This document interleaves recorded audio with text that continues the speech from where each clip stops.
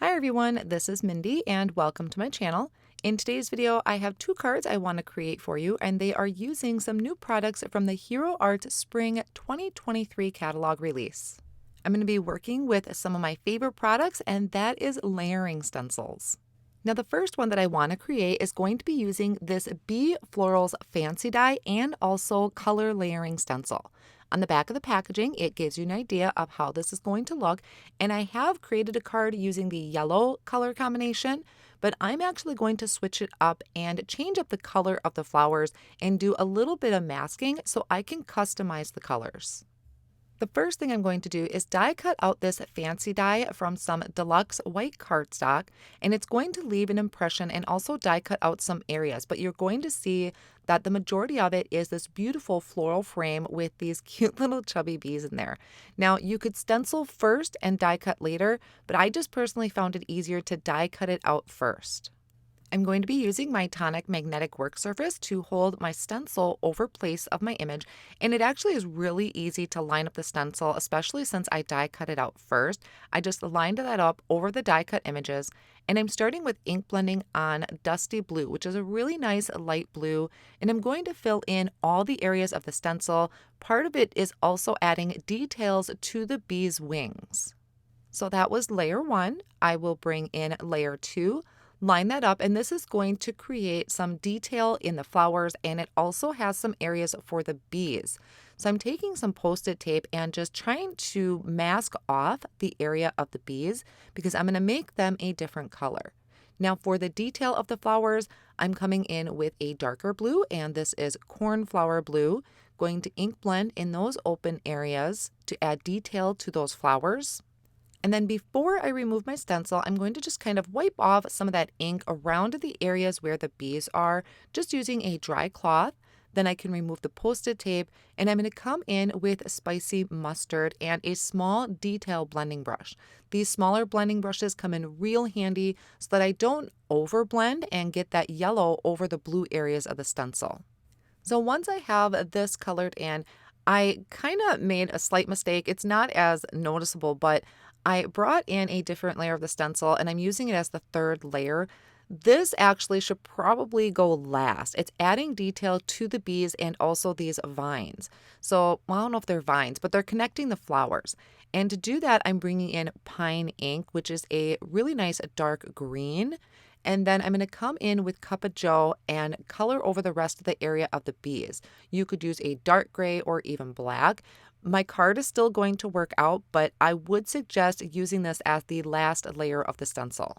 It also adds in the middle parts of the flower, which I just used as a brown. Now you're going to see why in just a moment I suggest using this as the last layer, because the next layer, which is going to add the detail of the leaves, kind of goes over that area. Those kind of vines or the stems are exposed. So thankfully I have a light green, which isn't going to really cover it up too much.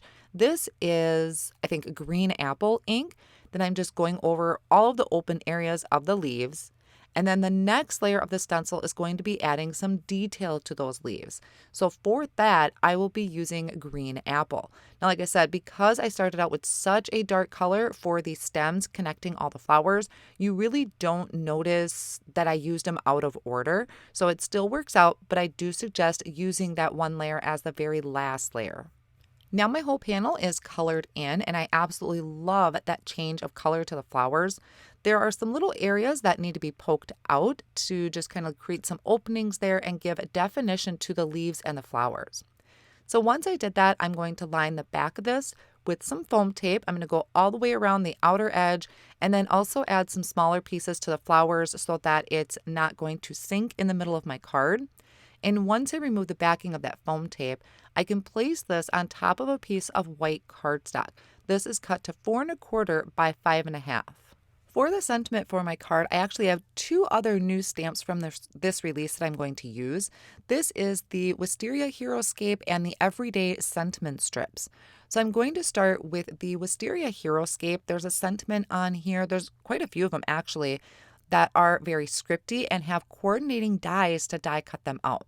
So for this one, I have Hello Friend that I'm stamping using pitch black ink onto some white cardstock. I'll stamp it twice to make sure I have a really nice and good impression, and then I'll use that coordinating die to die cut out the sentiment. Then for the smaller sentiment, I have the Everyday Sentiment strips. Now this one is going to stamp out all of those sentiments at once, and there's a huge variety of occasions on here. I have some pitch black cardstock in my Misty that I'm going to prep with an anti-static powder tool, and then I'm going to ink up these sentiments using the Unicorn Pigment Ink.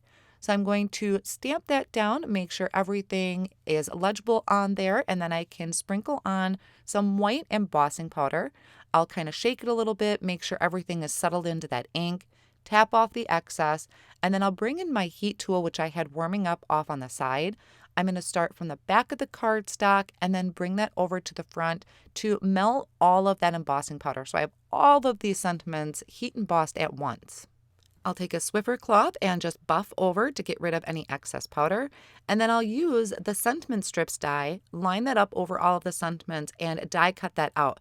So it's die cutting all of these out at once. Now these you can trim down to fit your card front.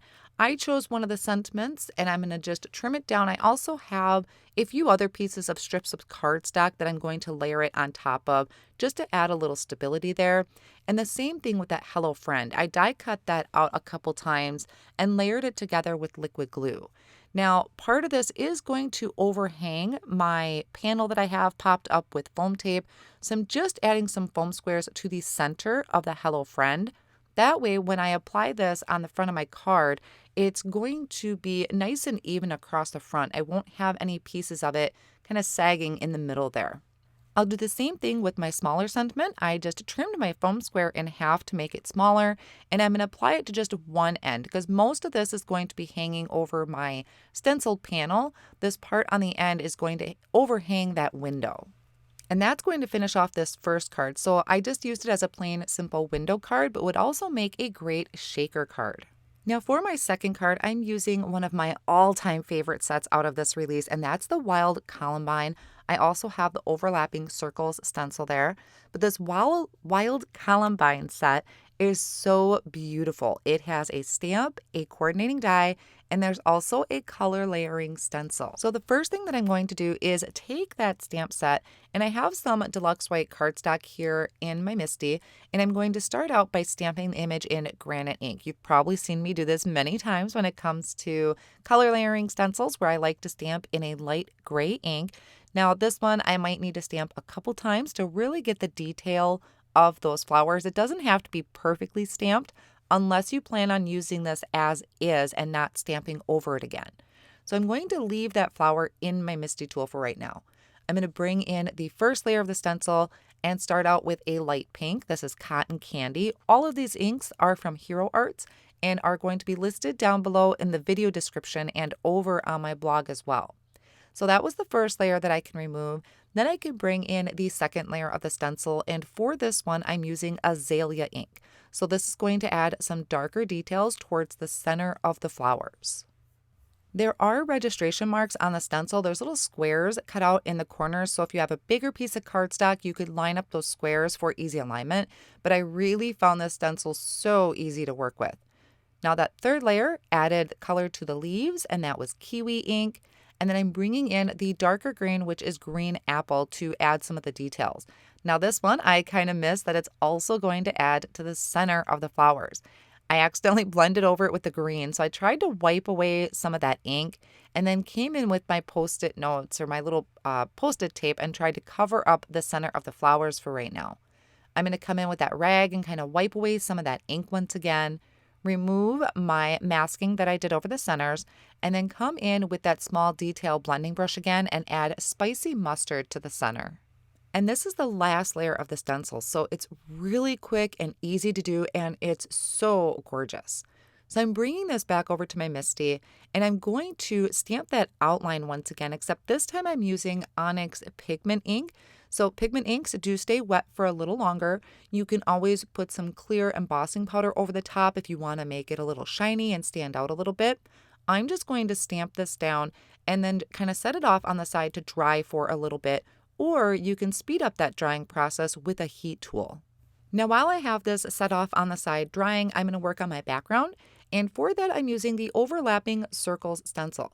I'm going to spray a little bit of pixie spray on the back of it because there's a lot of detail to the stencil and I want to make sure everything is tacked down really good.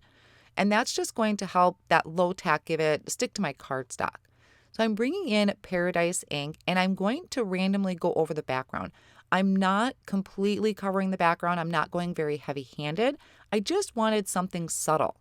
And then once I remove the stencil, I'm going to go back over real lightly with that Paradise ink to help kind of just blend that in a little better and tone it down.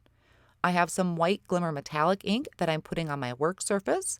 I'm going to mix that with a little bit of water and add some flicks of that white glimmer to my background. I also thought it would be really cool to take that Paradise ink, I squished it down on my work surface, and then also mixed that with the water and the white Glimmer Metallic ink. So now I have kind of this Paradise white Glimmer Metallic ink. Then for my sentiments, I'm once again using a sentiment and image off of the Wisteria Heroscape set. So this is the thank you sentiment that I'm layering together with some cardstock to kind of build up that dimension. And I also have a little butterfly there.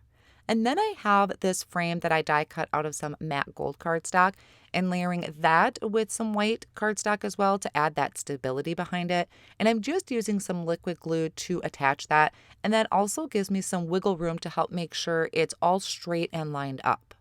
I'm going to add some foam tape behind this as well. It doesn't have to be perfectly all around it, just enough so that it's popping it up off of the front of the card. And then I'm adding a piece of foam tape to just one side of my floral arrangement. The rest of it is going to overlap my frame.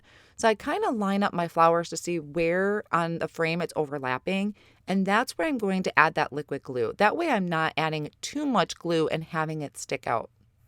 I'll do the same with my thank you sentiment. I just added liquid glue to that and placed that so it's overhanging my flowers and my frame, and then popped up that cute little butterfly with a foam square. And that will finish off this card project.